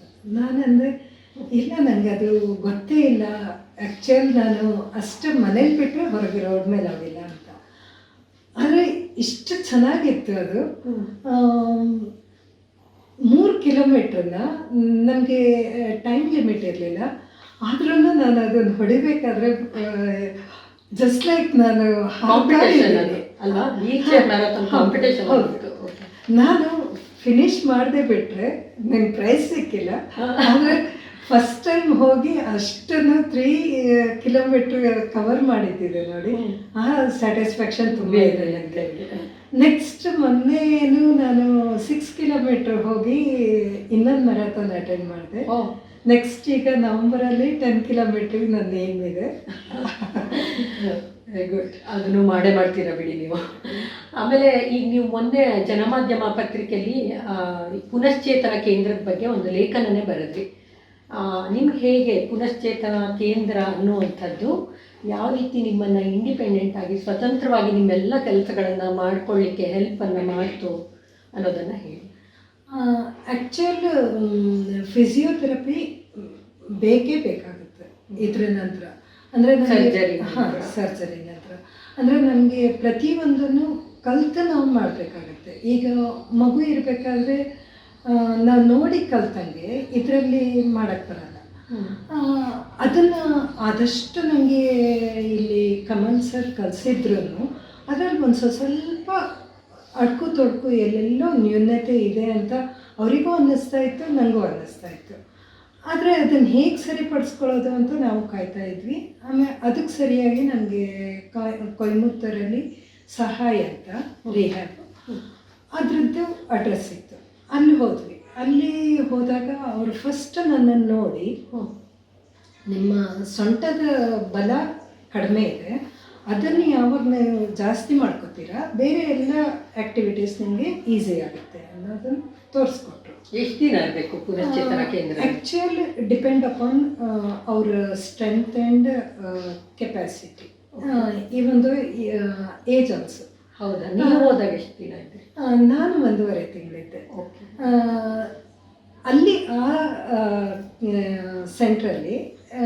ಆ್ಯಕ್ಚುಲಿ ನಾನು ಅನ್ಕೋತೀನಿ, ನಾನು ಹೋದಾಗ ನಾನೇನು 3ನೇ ಅವಳು ಇರ್ಬೋದು, 50+. ಇನ್ನು ಎಲ್ಲರೂ ಯಂಗ್ಸ್ಟರ್ ಇದ್ದರು. ಆದರೆ ಅಲ್ಲಿ ಇಷ್ಟು ಚೆನ್ನಾಗಿತ್ತು. ನಾವೇ ನಮ್ಮ ಬಟ್ಟೆ ಒಪ್ಕೊಳ್ಳೋದಾದರೆ ಹೇಗೆ, ಪಾತ್ರೆ ತಿಕ್ಕೋದಾದರೆ ಹೇಗೆ, ಪ್ರತಿಯೊಂದನ್ನು ಅವ್ರು ಇದು ಮಾಡ್ತಾಯಿದ್ರು. ಕನ್ಸಿಡ್ರಿಂಗ್ ಮೈ ಇಂಜುರಿ ಲೆವೆಲ್ ಆ್ಯಂಡ್ ಸ್ಟ್ರೆಂತ್, ಅವರು ನನಗೆ ಒಂದು ಬೆಡ್ ಕೊಟ್ಟಿದ್ರು. ಆ ಬೆಡ್ ಹೈಟಿಗೆ ನನಗೆ, ಇನ್ನೊಂದು ಬೆಡ್ ಹೈಟಿಗೆ ನನಗೆ ಜಂಪ್ ಮಾಡೋಕ್ಕೂ ಕಷ್ಟ ಆಗ್ತಾಯಿತ್ತು. ಅದನ್ನು ಅವ್ರು ನೋಡಿ ಸರ್ ಏನಂದರು, ಇಲ್ಲ ನಿಮ್ಮದು ಮೇನ್ ಅಂದರೆ ಅಪ್ಪರ್ ಬಾಡಿ ಸ್ಟ್ರೆಂತ್ನಿಂಗ್ ಆಗಿಲ್ಲ, ಇದನ್ನು ಈಗ ನಂದು ಸರ್ಜರಿ ಆಗಿ 3 ವರ್ಷ ಆಗಿದೆ. ಆ 3 ವರ್ಷದಲ್ಲಿ ನಾನು ಇನ್ನೂ ಬೇಗ ಹೋಗಿದ್ದೆ ಆದರೆ ಇನ್ನೂ ರಿಕವರಿ ಫಾಸ್ಟ್ ಆಗ್ತಿತ್ತು. ಅದಕ್ಕೆ ನಿಮ್ಮ ಸಜೆಷನ್ ಇದು, ಅಂದರೆ ಸರ್ಜರಿ ಆದರೂ ಕೂಡ ನಿಮ್ಮಷ್ಟಕ್ಕೆ ನೀವು ಏನೇ ಆತ್ಮವಿಶ್ವಾಸವನ್ನು ಹೊಂದಿದ್ರೂ ಕೂಡ ಈ ರೀತಿ ಪುನಶ್ಚೇತನ ಕೇಂದ್ರಗಳಿಗೆ ಹೋಗಿ ಅಲ್ಲಿ ಕೆಲವೊಂದು ಮಾಹಿತಿಗಳನ್ನು ತಗೊಂಡು ಅಥವಾ ಏನು ಹೆಲ್ಪ್ಫುಲ್ ಇದೆಲ್ಲ ಇರುತ್ತೆ. ಅವರು ಮೇನ್ ನೋಡೋದೇ ನಮ್ಮ ಬಾಡಿ ಸ್ಟ್ರಕ್ಚರ್ ವೈಸು ನಾವು ಎಲ್ಲಿ ತಪ್ತಾ ಇದ್ದೀವಿ ಅಂತ. ಈಗ ಫಾರ್ ಎಕ್ಸಾಂಪಲ್ ನಮಗೆ ಹಿಂಗೆ ಕೂತ ನಂತರ ಈಗ ನಮಗೆ ಬಟಕಿಗೆ ಸೆನ್ಸೇಷನ್ ಇಲ್ಲ, ಹಾಗಾಗಿ ನಾವು ಪ್ರತಿ ಸಲ ಇದನ್ನು ಮಾಡಲೇಬೇಕಾಗತ್ತೆ. ಇದು ಮಾಡಿದ ಕೂಡಲೇ ಅಲ್ಲಿ ರಕ್ತ ಸಂಚಾರ ಆಗ್ತಾ ಇರುತ್ತೆ. ಆ ಥರ ಇಲ್ಲಾಂದರೆ ಕಾಲುಗಳಿಗೆ ಸೆನ್ಸೇಷನ್ ಏನು ಇಲ್ಲ. ಮತ್ತೇನಾಗುತ್ತೆ, ಅಲ್ಲಿ ನಾವು ಕೈ ಬೆರಳಿಂದ ಕಾಲು ಬೆರಳು ತನಕನೂ ನಮಗೆ ಎಕ್ಸಸೈಸ್ ಬೇಕೇ ಬೇಕಾಗುತ್ತೆ. ಕಾಲಿಲ್ಲ ಆಗಿದ್ದಕ್ಕೆ ನನಗೆ ಕೈನೂ ಬೇಕು, ಕಾಲಿನ ಕೆಲಸನೂ ಕೈ ಮಾಡಬೇಕು. ಸೊ ಅದಕ್ಕೆ 2 ಕೆಲಸ ಒಟ್ಟಿಗೆ ಇರಬೇಕಾದ್ರೆ ಅಷ್ಟು ಸ್ಟ್ರೆಂಥನ್ ಮಾಡಿದ್ರೆ ಮಾತ್ರ ಆಗುತ್ತೆ, ಬಿಟ್ಟರೆ ಬೇರೆ ಏನೂ ಆಗಲ್ಲ. ಅದೇ ನಾನಿಲ್ಲಿ ನಿಮ್ಮ ಮನೆ ಒಳಗಡೆ ಬಂದ ಕೂಡಲೇ ನೀವು ತೋರಿಸಿದ್ರಿ ನಿಮ್ಮ ಕಿಚನ್ನು, ಸ್ಟೋರ್ ರೂಮು, ಬಾತ್ರೂಮು ಎಲ್ಲನೂ ಕೂಡ ನಿಮಗೆ ಯಾವ ರೀತಿ ಅನುಕೂಲಕ್ಕೆ ಬೇಕೋ ಆ ರೀತಿ ಅದನ್ನು ನೀವು ಪರಿವರ್ತಿಸ್ಕೊಂಡಿದ್ದೀರಾ ಅಂತಲೇ ಹೇಳಬೇಕು. ನಿಮ್ಮ ಮನೆಯವ್ರು ಬಹುಶಃ ಅದನ್ನೆಲ್ಲ ಒಂಥರ ಡಿಸೈನ್ ಮಾಡಿ ಸೌಜನ್ಯಂಗೆ ಅಡುಗೆ ಮಾಡೋದಿದ್ರೆ ಅಡುಗೆ ಮನೆ ಕಟ್ಟೆ ಯಾವ ಲೆವೆಲಿಗೆ ಬೇಕು, ಸ್ಟೋರ್ ರೂಮಿಗೆ ತಗೊಂಡೋಗಿ ಸಾಮಾನುಗಳನ್ನು, ಅದರಿಂದ ನೀವು ಆಲ್ಮೋಸ್ಟ್ ಮೊದಲು ಯಾವ ರೀತಿ ಇದು ಮಾಡ್ತಿದ್ರಿ, ಫ್ರಿಜ್ಜಿಂದ ಸಾಮಾನುಗಳನ್ನು ತಗೊಂಡು ಅಡುಗೆ ಮಾಡೋದು, ಅಲ್ಲಿ ಬಟ್ಟೆ ತಗೊಳ್ಳೋದು, ಇವನ್ ಪಾತ್ರೆ ತೊಳೆಯುವಂಥ ಇದು ಬಂದರೆ ಅದೊಂದು ಸಿಚುವೇಶನ್ ಬಂದರೆ ಅಲ್ಲಿ ತೊಳ್ಕೊಳ್ಳೋದು, ಅದೆಲ್ಲವನ್ನ ಕೂಡ ನೀವೇ ಮಾಡ್ಕೋತಾ ಇದ್ದೀರಾ? ಹೌದು, ಇಡೀ ಮನೆ ಕೆಲಸ ನಾನೇ ಮಾಡ್ಕೋತಾ ಇದ್ದೀನಿ. ಅದು ಒಂದು ನನಗೆ ತುಂಬ ಖುಷಿ ಕೊಡೋ ವಿಷಯ.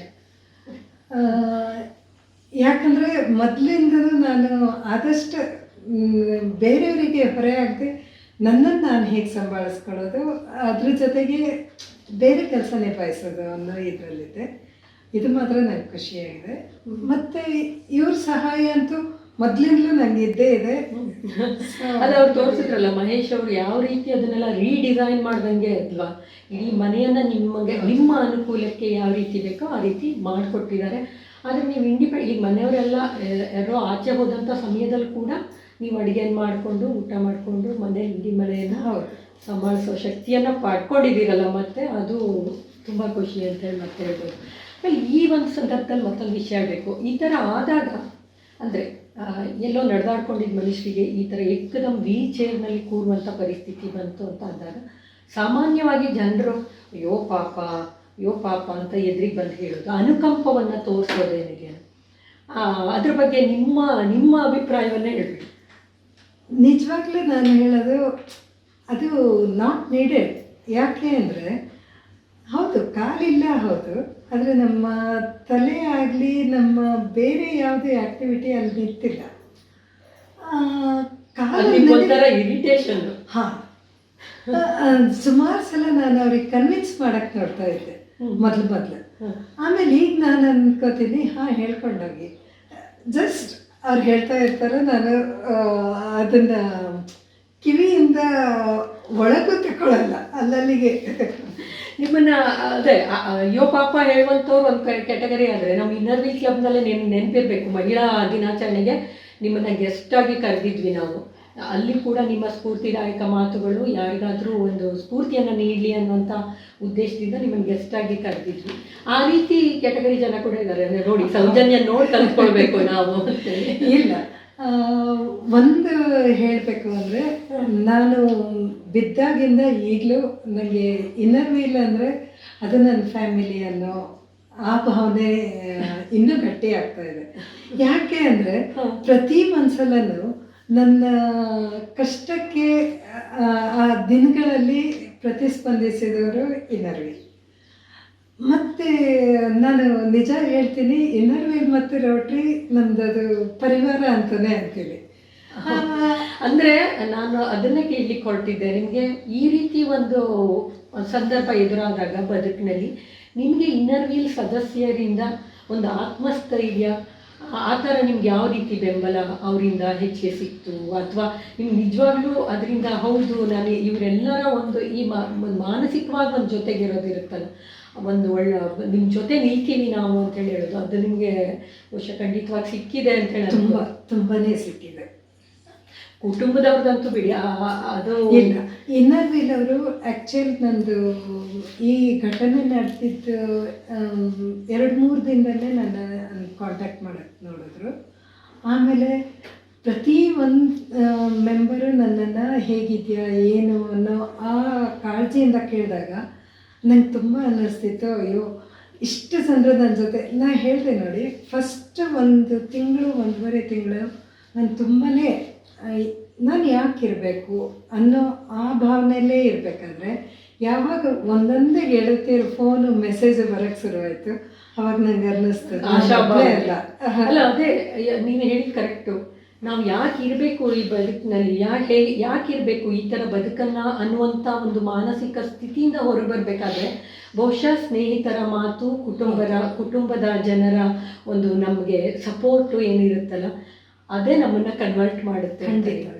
ಅಲ್ಲ, ನಿಮ್ಮ ಮನೋಸ್ಥೈರ್ಯನೂ ಬೇಕು, ಆದರೆ ನಿಮ್ಮ ಮನೋಸ್ಥೈರ್ಯ. ಮತ್ತು ಇನ್ನೂ ಒಂದು ಹೇಳಬೇಕು ಅಂದರೆ, ನಾನು ಸಿರ್ಸಿಯಿಂದ ಇಷ್ಟು ಇಂಟೀರಿಯರಲ್ಲಿ ಹಳ್ಳಿಲಿದ್ರು ಪಾಪ ಅವರೆಲ್ಲರೂ ನನ್ನ ನೋಡೋಕ್ಕೆ ಅಂತ ನಮ್ಮ ಮನೆಗೆ ಬರೋರು. ಅವ್ರು ಬರ್ತಾರೆ ಅನ್ನೋದ್ರೊಳಗೆ ನಾನು ಒಂಥರ ಖುಷಿ, ಅವತ್ತು ಎಕ್ಸ್ಟ್ರಾ ಎನರ್ಜಿ, ಎಕ್ಸೈಟೆಡ್ ಆಗಿತ್ತು. ಅದು ಮಾತ್ರ ತುಂಬ ಬೂಸ್ಟಿಂಗ್ ಅದು. ಆಮೇಲೆ ನೀವು ಈ ರೀತಿ ಬದುಕಿನ ಜೊತೆ ಒಂದು ದೊಡ್ಡ ಹೋರಾಟವನ್ನು ನಡೆಸ್ತಾ ಇದ್ದಂಥ ಸಂದರ್ಭದಲ್ಲೇ ನಿಮ್ಮ ಮಗಳ ಮದುವೆ ಕೂಡ ಆಯಿತು. ಮಗಳ ಮದುವೆ ಅಂತಂದರೆ ಅದೊಂಥರ ನಮ್ಮ ಜೀವನದಲ್ಲಿ ಭಾವನಾತ್ಮಕವಾಗಿ ಇರುವಂಥ ಒಂದು ಸಂಗತಿ. ಅದನ್ನು ನೀವು ಈ ರೀತಿ ಯಾವ ರೀತಿ ನಿಭಾಯಿಸಿದ್ರಿ? ಕುಟುಂಬದ ಜನರು ನಿಮ್ಗೆ ಯಾವ ರೀತಿ ಜೊತೆಗೆ? ಆ್ಯಕ್ಚುಲಿ ಆ ವಿಷಯದಲ್ಲಿ ನಾನು ನನ್ನ ಮನೆಯವ್ರಿಗೆ ತುಂಬ ಸಪೋರ್ಟ್ ಮಾಡ್ತೀನಿ. ಯಾಕೆ ಅಂದರೆ ಇವೊಂದು ಅಳಿಯನ ಮನೆಯವರು ಎಲ್ಲ ಸಪೋರ್ಟಿವ್ ಆಗಿದ್ದರು. ನಾವು ಅವ್ರಿಗೆ ಒಂದೇ ಕಂಡೀಷನ್ ಹಾಕಿದ್ವಿ, ಮನೆಯಲ್ಲೇ ಮದುವೆ ಮಾಡಿಕೊಡ್ತೀವಿ. ಯಾಕಂದರೆ ಹಾಲಲ್ಲಿ ಹೋದರೆ ನನಗೆ ಆ ಟೈಮಲ್ಲಿ ಇನ್ನೂ ನಂದು ಬ್ಲ್ಯಾಡರ್ ಕಂಟ್ರೋಲ್ ಅಷ್ಟು ಚೆನ್ನಾಗಿರಲಿಲ್ಲ. ಹಾಲಲ್ಲಿ ಎಲ್ಲೇ ಹೋದ್ರೂ ನನಗೆ ಬಾತ್ರೂಮ್ ಫೆಸಿಲಿಟಿ ಸಿಗಲ್ಲ. ಸೊ ನನಗೆ ಒಂದು ಸ್ವಲ್ಪ ಮನೇಲೇ ಇದ್ದರೆ ಕಂಫರ್ಟಬಲ್ ಆಗಿರ್ತೀನಿ ಅಂತ ಆ ವಿಷಯದಲ್ಲಿ ಇವ್ರ ಮನೇಲೇ ಎಲ್ಲ ರೆಡಿ ಮಾಡಿದ್ರು. ಇವೊಂದು ಅಲ್ಲಿ ಹಿಂದ್ಗಡೆ ಒಂದು ಬಾತ್ರೂಮನ್ನು ಇದು ಮಾಡಿದ್ರು.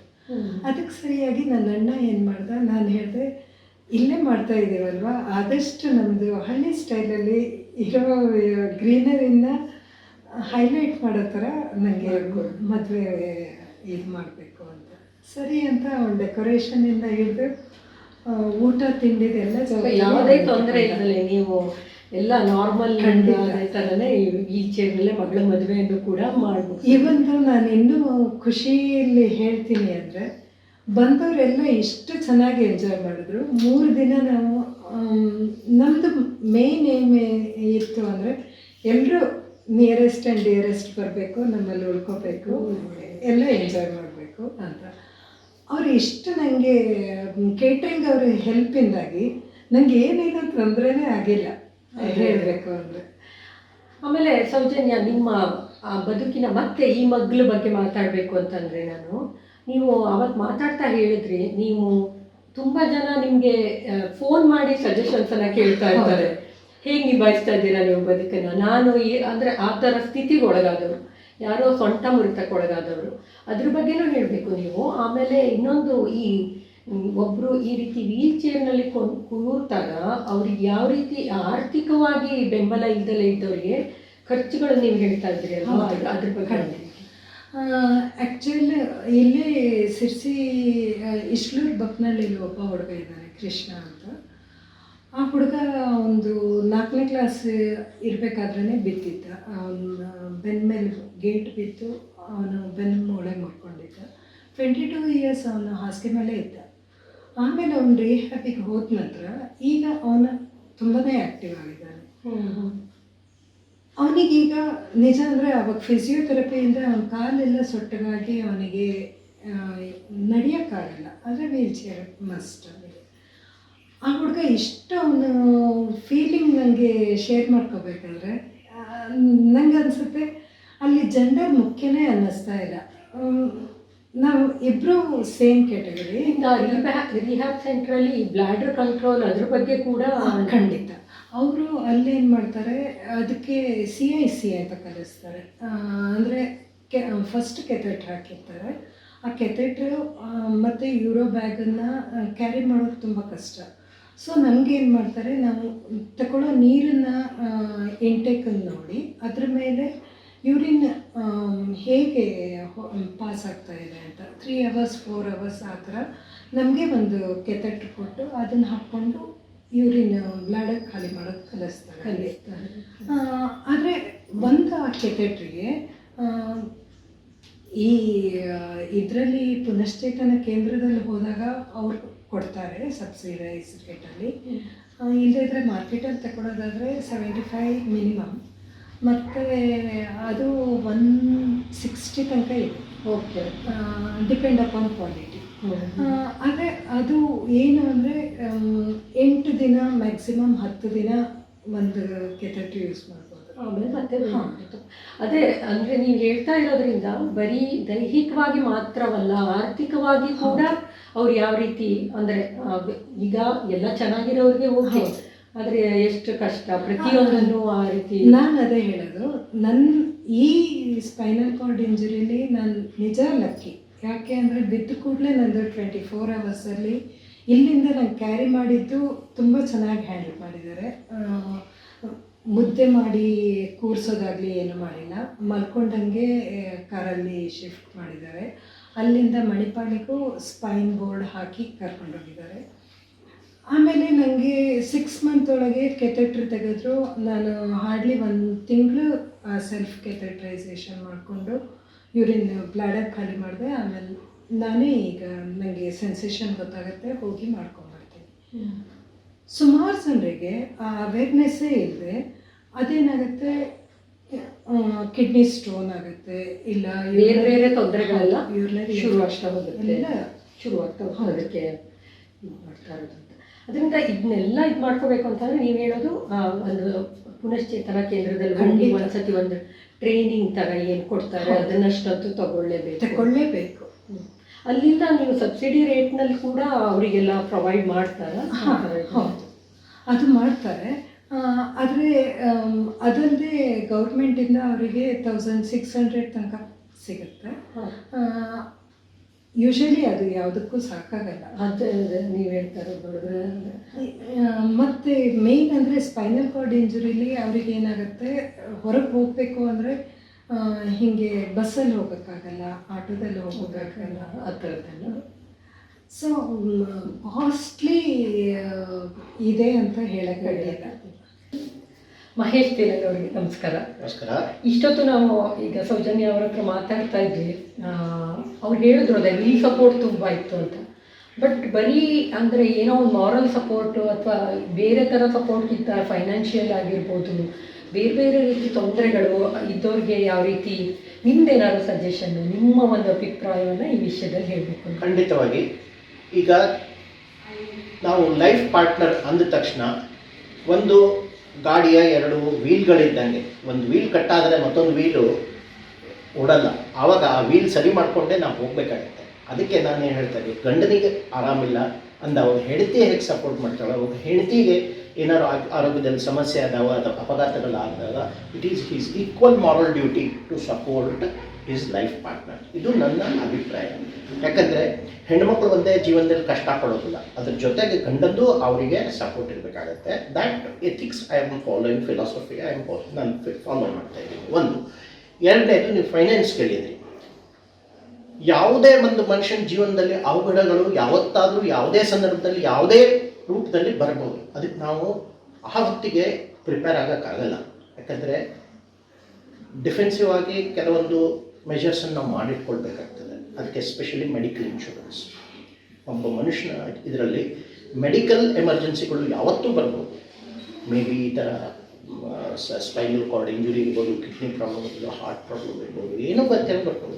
ಅದಕ್ಕೆ ನಾವು ಫೈನಾನ್ಷಿಯಲಿ ನಮಗೆ ಹೊಡ್ತಾ ಬರ್ತಾ ಇದ್ದಂಗೆ ಅಥವಾ ಫೈನಾನ್ಸಿಂಗ್ಗೋಸ್ಕರ ಆ ಟ್ರೀಟ್ಮೆಂಟ್ ನಿಲ್ಬಾರ್ದು, ನ್ಯೂನ್ಯತೆ ಆಗಬಾರ್ದು ಅಂದರೆ ನಾವು ಮೆಡಿಕ್ಲೇಮನ್ನು ಸಫಿಷಿಯೆಂಟಾಗಿ ಇವತ್ತಿನ ದಿನಮಾನಕ್ಕೆ, ಇವತ್ತಿನ ಖರ್ಚು ವೆಚ್ಚಗಳಿಗೆ ಸರಿ ಆಗಿ ಮೆಡಿಕಲ್ ಇನ್ಶೂರೆನ್ಸ್ ಮಾಡಿ ನಾನು ಮಾಡ್ಕೊಂಡಿದ್ದೆ. ನನ್ನದು ಹಾಗೂ ಅವಳದನ್ನು ಕವರ್ ಮಾಡಿ ಒಂದು ಮೆಡಿಕಲ್, ಖಂಡಿತ ಅದು ಹೆಲ್ಪ್ಫುಲ್ ಆಯಿತು. ಈ ಟ್ರೀಟ್ಮೆಂಟಿಗೆ ನನಗೆ ಈಗಾಗಲೇ ಒಂದು 6 ರಿಂದ 7 ಲಕ್ಷ ರೂಪಾಯಿ ಖರ್ಚಾಗಿದೆ. ಅದರಲ್ಲಿ ನನ್ನ ಕೈಯಿಂದ ಹೋಗಿದ್ದು ಒಂದು 2 ಲಕ್ಷ ರೂಪಾಯಿ. ಮಿಕ್ಕಿದ 4 ರಿಂದ 5 ಲಕ್ಷ ರೂಪಾಯಿ ನಾನು ಮೆಡಿಕಲ್ ಇನ್ಶೂರೆನ್ಸ್ ಕಂಪನಿಯವರೇ ಭರಿಸಿದ್ದಾರೆ. ಅದಕ್ಕೆ ನಾನು ಪ್ರತಿಯೊಬ್ಬರಿಗೂ ಹೇಳೋದೇನು, ನಿಮ್ಮ ಒಂದು ಫಿನಾನ್ಸನ್ನು ಹೆಲ್ತ್ಗೋಸ್ಕರ ಡ್ರೈನ್ ಮಾಡ್ಕೋಬೇಡಿ. ಅದಕ್ಕೋಸ್ಕರ ಒಂದು ಮೆಡಿಕಲ್ ಇನ್ಶೂರೆನ್ಸ್ ಮಾಡಿಕೊಳ್ಳಿ. ಒಂದು. ಇನ್ನು ಬಾಕಿ ವಿಷಯದಲ್ಲಿ ನೀವು ಹೇಗೆ ಸಪೋರ್ಟ್ ಮಾಡಿದ್ರಿ? ಹೌದು, ನನಗೆ ಈಗ ಇತ್ತಿತ್ತಲಾಗೆ ನಾನು ಕಂಪ್ಲೀಟಾಗಿ ಇಂಡಿಪೆಂಡೆಂಟಾಗಿ ಎಲ್ಲಿ ಬೇಕಾದಲ್ಲೂ ಹೋಗ್ಬೋದು. ಓವರ್ನೈಟ್ ನಾನು ಹೊರಗೆ ಸ್ಟೇ ಮಾಡ್ಬೋದು. ಆಮೇಲೆ ಸೌಜನ್ಯ ಒಂದು ಮಾತು ಹೇಳ್ತಿದ್ರು, ಇವರು ಮಹೇಶ್ ಅವರಿಗೆ ಏನು ಅಡುಗೆ ಮಾಡಿ ಗೊತ್ತೇ ಇಲ್ಲ ಅವರಿಗೆ. ಮೊದಲು ಅವ್ರಿಗೆ ಅದಕ್ಕಿಂತ ಮುಂಚೆ ಈಗೂ ಗೊತ್ತಿಲ್ಲ ಈಗ ಗೊತ್ತಿಲ್ಲ, ಆದರೂ ಅದನ್ನ ಈಗಲೂ ಕೂಡ ಸೌಜನ್ಯನೇ ಎಲ್ಲ. ಹೌದು, ಅವಳು ಒಂದು ಸ್ಟೇಜಿಗೆ ಬರೋ ತನಕ ನಾನು ನಮ್ಮ ಅಕ್ಕನ ಸಪೋರ್ಟ್ ತಗೊಂಡೆ. ಅಕ್ಕನಿಗೆ ಇಲ್ಲಿ ಮನೆಯಲ್ಲಿ ಉಳಿಸ್ಕೊಂಡೆ. ಅವಳು ಅಡುಗೆ ಕೆಲಸದ್ದು, ಅಡುಗೆ ಮನೆ ಜವಾಬ್ದಾರಿ ಎಲ್ಲ ಅವಳು ಉಳಿಸ್ಕೊಂಡ್ಳು. ಹೊರಗಿನ ಜವಾಬ್ದಾರಿ ಎಲ್ಲ ನಾನು ನೋಡ್ತಿದ್ದೆ ಪಾರ್ಟ್ ಟೈಮ್ ಆಗಿ. ಇನ್ನು ಕೆಲವೊಂದು ಟೈಮ್ ನಾನು ಅರ್ಧ ದಿವಸ ಅವಳಿಗೋಸ್ಕರ ಮನೆಯಲ್ಲೇ ತೆಗಿತಿದ್ದೆ. ಯಾಕಂದರೆ ಅವಳದ್ದು ಸ್ನಾನ ಆಗಲಿ, ಪ್ರತಿಯೊಂದು ಕ್ಲೀನಿಂಗ್ ಆಗಲಿ ಅದೆಲ್ಲ ನಾನು ಮಾಡಬೇಕಾಗ್ತಿತ್ತು. ಇದೊಂದು ಮಾನಸಿಕ ಆಘಾತ ನಿಮಗೆ ಅಲ್ವಾ? ಮನಸ್ಸಿಗೆ ಒಂದು ದೊಡ್ಡ ಆಘಾತವನ್ನು ಕೊಟ್ಟಂಥದ್ದು ಈ ಒಂದು ಅವಘಡ. ಅದನ್ನು ನೀವು ಹೇಗೆ ನಿಭಾಯಿಸಿ? ಖಂಡಿತ.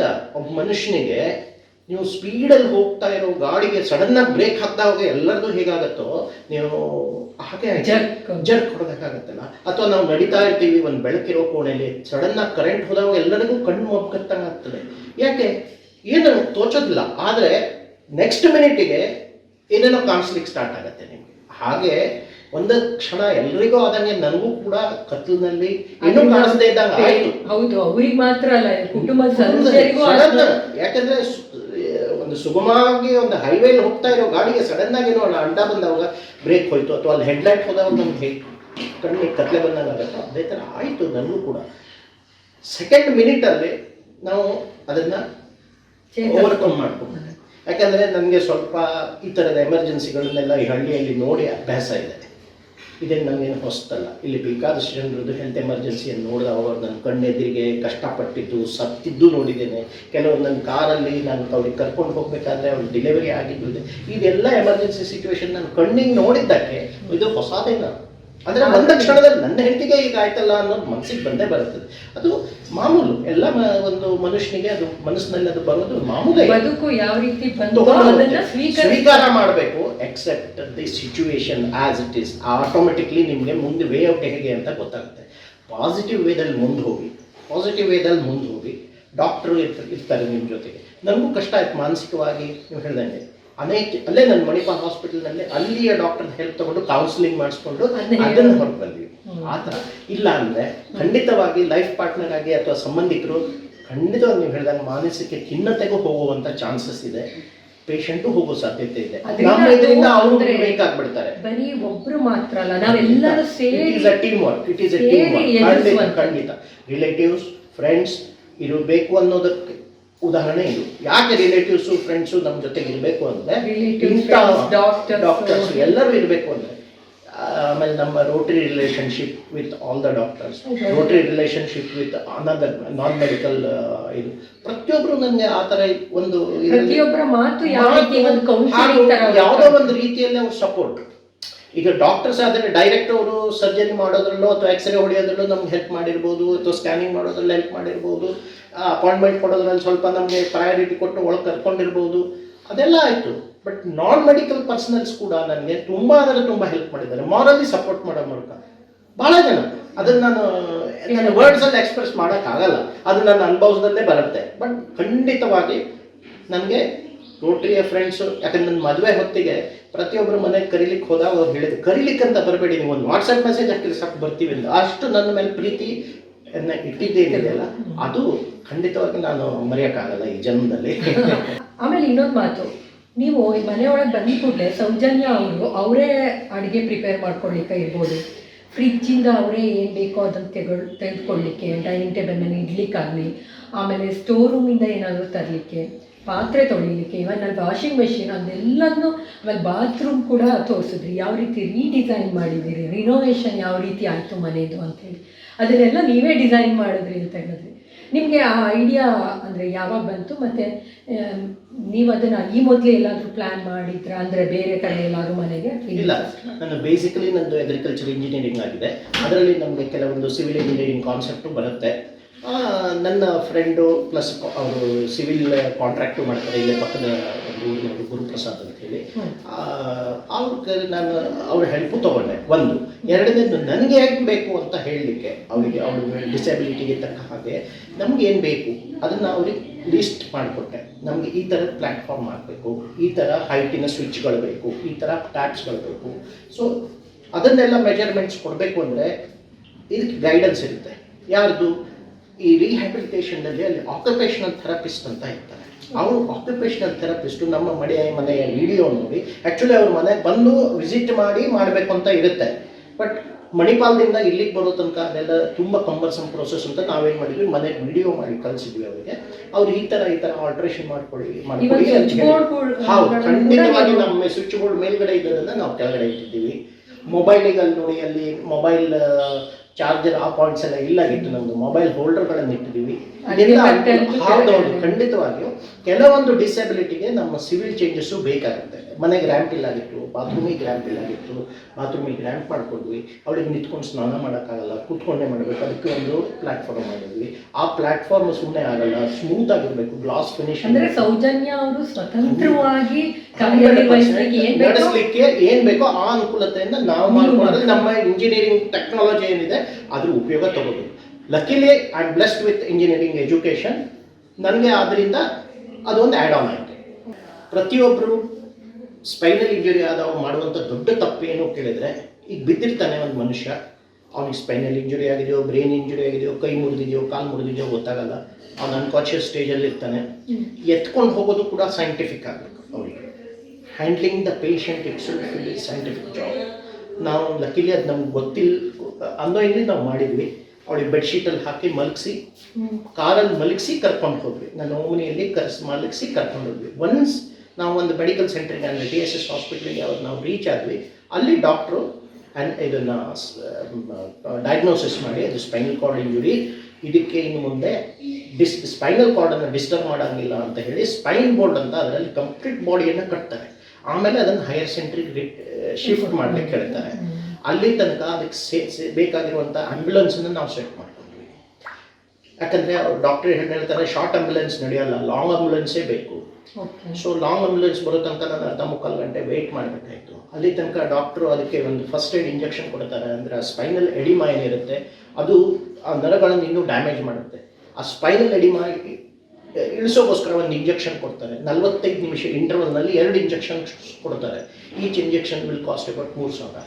ಆ ಥರ ಇಂಜೆಕ್ಷನ್ಸ್ ಕೊಟ್ಟಾಗ ಸ್ಪೈನಲ್ ಎಡಿಮಾ ಕಡಿಮೆ ಆಗಿ ನಾವು ಒಂದು 14 ತಾಸಿನ ಒಂದು ಎಫಿಕಸಿ ಇರುತ್ತೆ ಆ ಇಂಜೆಕ್ಷನ್ಗೆ. 14 ತಾಸಿನೊಳಗೆ ನ್ಯೂರೋ ಸೆಂಟ್ರಿಗೆ ರೀಚ್ ಆಗಬೇಕು. ಆವಾಗ ನರ್ವ್ ಡ್ಯಾಮೇಜನ್ನು ಸ್ವಲ್ಪ ಮಟ್ಟಿಗೆ ಕಮ್ಮಿ ಕರ್ಕೊಂಡೋಗೋ ಅದು ಕೂಡ ಸೈಂಟಿಫಿಕ್ ಆಗಿ ಇರಬೇಕು. ಇದೆಲ್ಲ ಏನು ಕೇಳಿದ್ರೆ ಸಡನ್ ಆಗಿ ನಿಮ್ಗೆ ತೋಚಲ್ಲ. ಆವಾಗ ಬಿದ್ದಾವಾಗ ಬಹಳ ಜನ ಏನು ಮಾಡ್ತಾರೆ, ಕೂರ್ಸ್ ಕರ್ಕೊಂಡು ಹೋಗೋದು ಅಥವಾ ಎತ್ಕೊಂಡು ಹೋಗೋದು ಇಂಥದ್ದೆಲ್ಲ ಮಾಡ್ತಾರೆ. ಅಂಥದ್ದೆಲ್ಲ ಹಾಗೆ ಮಾಡೋದಂಗಿಲ್ಲ. ಫಸ್ಟ್ ಬಿದ್ದ ಪೇಷಂಟಿಗೆ ಡಾಕ್ಟರ್ ಹತ್ರ ಮುಟ್ಟಿಸ್ಬೇಕಾದ್ರೆ either use the stretcher or bedsheet. ಏನು ಸ್ಟ್ರೆಚರ್ ಇಲ್ಲ ನಿಮ್ಮ ಹತ್ರ ಅಂದರೆ ಬೆಡ್ಶೀಟ್ ಯೂಸ್ ಮಾಡಿ. ಆಂಬ್ಯುಲೆನ್ಸ್ ಇಲ್ವಾ, ಮಲ್ಕೊಂಡು ಹೋಗೋ ನೀವು ಸೌಜನ್ಯ ಅವ್ರನ್ನ ಅಲ್ಲಿಂದ ಮನೆ ಅಂದರೆ ಗೊತ್ತಾಯ್ತಲ್ಲ ಅವರಿಗೆ ಈ ರೀತಿ ಸೊಂಟದ ಮುರಿತದಿಂದ ಇನ್ಮೇಲೆ ಅವರಿಗೆ ಕಾಲುಗಳಿಗೆ ಯಾವುದೇ ಇದಿರಲ್ಲ ಅನ್ನೋಂಥದ್ದೆಲ್ಲ ಸೆನ್ಸೇಷನ್ ಎಲ್ಲ ಇರಲ್ಲ. ಆವಾಗಲೇ ನೀವು ಡಿಸೈಡ್ ಮಾಡಿದ್ರಿ ಇವ್ರನ್ನ ಹೆಂಗಾರು ಮಾಡಿ ಇಂಡಿಪೆಂಡೆಂಟ್ ಆಗಿ ಅಟ್ಲೀಸ್ಟ್ ಅವ್ರ ಕೆಲಸ ಅವ್ರು ಮಾಡ್ಕೊಳ್ಳೋಷ್ಟಾದರೂ ರೆಡಿ ಮಾಡಬೇಕು ಅಂತ ಏನಾದರೂ. ಖಂಡಿತ ಖಂಡಿತ ಖಂಡಿತ. ಅದೇ ನಾನು ಹೇಳಿದ್ನಲ್ಲ, ಅದು ಇಂಟ್ಯೂಷನ್ಸ್ ಅಂತಾರೆ, ಒಳಗಡೆ ಒಂದು ಬರುವಂಥ ಭಾವನೆಗಳು. ಅದಕ್ಕೆ ಹೇಗೆ ಬಂತು, ಅದಕ್ಕೆ ಏನಿಂದ ಬಂತು ಅದನ್ನು ನಾನು ಸೈಂಟಿಫಿಕಲಿ ಹೇಳೋಕ್ಕಾಗಲ್ಲ. ಭಾವನೆಗಳೇ ನಿಮ್ಮನ್ನು ಆ ಥರ ಮಾಡ್ತಾರೆ. ಆ ಭಾವನೆ ಇರಬೇಕು ಅಂದರೆ ಭಾವನಾತ್ಮಕ ಸಂಬಂಧ ಇರಬೇಕು. ಗಂಡ ಹೆಂಡತಿಯ ನಡುವೆ ಭಾವನಾತ್ಮಕ ಸಂಬಂಧ ಇದ್ದರೆ ಮಾತ್ರ ಆ ಥರ ಆಗತ್ತೆ. ಅದು ನನಗೆ from the bottom of my heart ಅದು ಬಂತು. ಆವಾಗ ಡಾಕ್ಟರ್ ಹೇಳಿದರು 50% ಜಾಬನ್ನು ನಾವು ಕಂಪ್ಲೀಟ್ ಮಾಡಿದ್ದೀವಿ, 50% ಇನ್ನು ನಿಮ್ಮ ಕೈಯಲ್ಲಿದೆ. ಆ 50% ಅಲ್ಲ, ಮಿಕ್ಕಿದ 50% ನನ್ನ ಕೈಯಲ್ಲಿದೆ ಅಂತ ನಾನು ಆ ದಿವಸನೇ ರಿಯಲೈಸ್ ಮಾಡಿಕೊಂಡೆ. ಅದರ ತಕ್ಕ ಹಾಗೆ ನಾನು ಡಾಕ್ಟರ್ ಅಡ್ವೈಸು, ಫಿಸಿಯೋಥೆರಪಿಸ್ಟ್ ಅಡ್ವೈಸು, ಅವ್ರು ಏನು ಹೇಳ್ತಾರೆ ಯಾವುದಕ್ಕೂ ಹಿಂಜರಿಗಿಲ್ಲ. Everything was done in a scientific way. ಅದನ್ನು ವೈಜ್ಞಾನಿಕವಾಗಿ ಮೆಡಿಕಲ್ ಸೈನ್ಸ್ ಏನು ಹೇಳುತ್ತೆ ಅದರ ಪ್ರಕಾರ ಮಾಡಿದ್ದೀನಿ. ಯಾವುದೇ ಕ್ವ್ಯಾಕ್ ಹತ್ರ ಕೊಟ್ಟಿಲ್ಲ. ಇಲ್ಲಿ ಭಾಳ ಜನ ನಮ್ಮ ಹಳ್ಳಿಯಲ್ಲಿ ಹೇಳಿದರು, ಅಲ್ಲಿ ಹೋದರೆ ಆಗಾವಟಿ ಔಷಧಿ ಮಾಡಿದರೆ ಸರಿಯಾಗತ್ತಂತೆ. ಖಂಡಿತವಾಗಿ ನಾನು ಯಾವುದೂ ಮಾಡಿಲ್ಲ, ಮಾಡೋಕ್ಕೂ ಹೋಗಲಿಲ್ಲ. ಮಾಡಿದರೆ ಅಡ್ವರ್ಸ್ ಇಫೆಕ್ಟ್ ಆಗತ್ತೆ ಅಂತ ಡಾಕ್ಟ್ರು ಪ್ರಯೋಗಕ್ಕೆ ಅವಳನ್ನು ಒಳಪಡಿಸಿಲ್ಲ. ಆಗಲೇ ಡಾಕ್ಟರ್ ಹೇಳಿದರು, ಇದರಲ್ಲಿ ಸ್ಟೆಮ್ ಸೆಲ್ ಥೆರಪಿ ಅನ್ನೋ ಪ್ರಯೋಗ ನಮ್ಮ ಅಲೋಪತಿಕ್ ಮೆಡಿಸಿನ್ದಲ್ಲೂ ನಡೀತಾ ಇದೆ, ಆದರೆ ಎಲ್ಲೂ ಸಕ್ಸಸ್ಫುಲ್ ಆಗಿಲ್ಲ. ನಾವು ಅಡ್ವೈಸ್ ಮಾಡಲ್ಲ ಅಂತ ನಮಗೆ ಅಲೋಪತಿಕ್ ಡಾಕ್ಟರ್, ನ್ಯೂರೋ ಸರ್ಜನ್ಸ್ ಹೇಳಿ. ನಾವು ಅಡ್ವೈಸ್ ಮಾಡೋದು ಒಂದೇ, ಫಿಸಿಯೋಥೆರಪಿ, ರಿಹ್ಯಾಬ್. ಎರಡೇ, ಇದಕ್ಕೆ ಹೋಗಿ ನೀವು ನಿಮ್ಮ ಜೀವನನ ಇಂಡಿಪೆಂಡೆಂಟಾಗಿ ನಡೆಸ್ಕೊಂಡು ಹೋಗ್ತೀರಾ. ಆ ಆತ್ಮವಿಶ್ವಾಸ ನೀವು ಮಾಡಿ ಹೇಳಬೇಕೆ ಹೊರತು ನಾವು ಅಡ್ವೈಸ್ ಮಾಡ್ಬೋದು, ಮಾಡೋದು ಪೂರ ನಿಮ್ಮ ಕೈಯಲ್ಲೇ ಇದೆ ಅಂತ ಹೇಳಿದ್ರು. ಸೊ ಇಷ್ಟನ್ನು ನಾನು ಮೆಂಟಲಿ ಪ್ರಿಪೇರ್ ಆಗಿ ಅದಕ್ಕೆ ಮುಂದುವರೆದೆ. ಎಸ್ ಸರ್, ಅದೇ ಈ ಸೌಜನ್ಯ ಅವರನ್ನು ಪುನಃ ಸ್ವತಂತ್ರವಾಗಿ ಅವರನ್ನು ರೂಪಿಸುವಲ್ಲಿ ನಿಮ್ಮ ಏನು ಕೈ ಇದೆ ಅಂತಲೇ ಹೇಳಬೇಕು. ಅದರಿಂದ ತಾವು ಕೂಡ ಒಂದು ಮಾದರಿಯಾಗಿ ನಿಂತಿದ್ದೀರಿ. ಧನ್ಯವಾದ. ನಾನು ಮೊದಲೇ ಹೇಳಿದಾಗೆ ಈಗ ಏನೋ ಒಂದು ದೊಡ್ಡ ಸಾಧನೆ ಮಾಡಿದ್ದಾರೆ ಆ ಥರ ಅಲ್ಲ. ನೀವು ಮೊದಲಿದ್ದ ಥರನೇ ಮತ್ತೆ ಮನೆಯೊಳಗಡೆ ಎಲ್ಲ ಕೆಲಸ ಮಾಡಿಕೊಂಡು 4 ಜನರಿಗೆ ಸ್ಫೂರ್ತಿದಾಯಕವಾದ ಮಾತುಗಳನ್ನು ಹೇಳಿಕೊಂಡು, ಯಾರೇ ಎಷ್ಟೊತ್ತಿಗೆ ನಿಮ್ಮ ಥರ ಈ ಥರ ಇಂಜುರಿ ಆದವ್ರು ನಿಮ್ಗೆ ಕಾಲ್ ಮಾಡಿದ್ರೆ ನೀವೇ ಏನೇನೋ ತೊಂದರೆಲಿರ್ತೀರ, ಅದ್ರ ಮಧ್ಯೆನೂ ಕೂಡ ಭಾಳ ನಿಮ್ಮ ಹೆಸರೇ ಸೌಜನ್ಯಯುತವಾಗಿ ಅವರಿಗೆ ಮಾತನ್ನು ಆಡ್ತಾ ಅವರಿಗೆ ಮತ್ತೊಬ್ಬರಿಗೆ ಆತ್ಮಸ್ಥೈರ್ಯವನ್ನು ತುಂಬುವ ಮಾತುಗಳನ್ನು ಆಡ್ತಾ ನಗ್ತಾ ಇದ್ದೀರಲ್ಲ, ಇದೇ ಒಂದು ದೊಡ್ಡ ಸಾಧನೆ ಅಂಥೇಳಿ ನನಗೆ ಅನಿಸುತ್ತೆ. ಯಾಕೆಂದರೆ ಗೃಹಿಣಿ ಅಂತ ಅಂದರೆ ಅವಳು ಮಾಡೋ ಕೆಲಸಗಳ ಪಟ್ಟಿ ಏನಿದೆಯಲ್ಲ ಅದು ಕಡಿಮೆ ಇಲ್ಲ. ಅದನ್ನು ಪಟ್ಟಿ ಕೊಡ್ತಾ ಹೋದರೆ ಏನು ಆಗುತ್ತೆ ಅನ್ನೋದು ಎಲ್ಲರಿಗೂ ಗೊತ್ತಿದೆ. ಆದ್ದರಿಂದ ಇದು ಒಂದು ದೊಡ್ಡ ಸಾಧನೆ ಅಂಥೇಳಿ ನನಗೆ ಅನಿಸುತ್ತೆ. ಮತ್ತು ನಾವೇನು ಈಗ ಮಾತುಕತೆ ಆಡಿದ್ವಲ್ಲ, ಇದರಿಂದ ಎಲ್ಲೋ ಒಂದು 4 ಜನರಿಗೆ ಯಾರೋ ಪೆಟ್ ಮಾಡ್ಕೊಂಡವ್ರಿಗೆ ನಾವು ಈಗ ಒಂದು ಸಣ್ಣ ಏನಾದರೂ ಒಂದು ಆಕ್ಸಿಡೆಂಟ್ ಆದರೆ ಅಯ್ಯೋ ಹಿಂಗಾಗೋಯ್ತಲ್ಲ ಅಂಥೇಳಿ ಪರಿತಪ್ಸೋರಿಗೆ ನೀವು ಒಂದು ಇಲ್ಲ, ಬದುಕು ನಾವು ಅಂದ್ಕೊಳ್ದಲೇ ಇರುವಂತಹ ಒಂದು ಪೆಟ್ಟನ್ನು ನೀಡಿದಾಗಲೂ ಕೂಡ ನಾವು ಬದುಕಿಗೆ ಮುಖಾಮುಖಿಯಾಗಿ ನಿಲ್ಬೋದು ಅನ್ನೋದನ್ನು ನೀವು ಪ್ರೂವ್ ಮಾಡಿದ್ದೀರಾ ಅಂಥೇಳಿ ನನಗನ್ಸುತ್ತೆ. ತುಂಬ ಧನ್ಯವಾದ ಈ ಮಾತುಕತೆಗೆ. ಈ ಮಾತುಕತೆಯನ್ನು ಮುಗಿಸುವ ಮುನ್ನ ಇಲ್ಲಿ ನಮ್ಮೊಂದಿಗೆ ಇನ್ನರ್ ವೀಲ್ ಕ್ಲಬ್ ಅಧ್ಯಕ್ಷೆ ರೇಖಾ ಅನಂತ್ ಅವರಿದ್ದಾರೆ, ಸೆಕ್ರೆಟರಿ ಪೂರ್ಣಿಮಾ ಶೆಟ್ಟಿ ಅವರಿದ್ದಾರೆ, ಆಮೇಲೆ ಜಾಹ್ನವಿ ಹೆಗ್ಡೆ ಅವರಿದ್ದಾರೆ, ಮಧುಮತಿ ಹೆಗ್ಡೆ ಅವರಿದ್ದಾರೆ, ರಾಜಲಕ್ಷ್ಮಿ ಹೆಗ್ಡೆ ಅವರಿದ್ದಾರೆ, ರೋಟ್ರಿಯಿಂದ ಅನಂತ್ ಅವರು ಬಂದಿದ್ದಾರೆ, ನಿಮ್ಮ ಮನೆಯವರು ಮಹೇಶ್ ತೇಲಂಗ್, ಎಲ್ಲರೂ ಸೇರಿ ನಿಮ್ಮೊಂದು ನೀವು ಓದುವ ಹವ್ಯಾಸವನ್ನು ಬೆಳೆಸ್ಕೊಂಡಿದ್ದೀರಿ ಅಲ್ವಾ, ಅದಕ್ಕೆ ನಿಮಗೆ ನಮ್ಮ ಇನ್ನರ್ ವೀಲ್ ಕ್ಲಬ್ಬಿಂದ ಪುಸ್ತಕದ ಉಡುಗೊರೆಯನ್ನು ಕೊಡ್ತಾ ಇದ್ದೀವಿ ಈ ಒಂದು ಚಿಕ್ಕ ಮಾತುಕತೆಗಾಗಿ.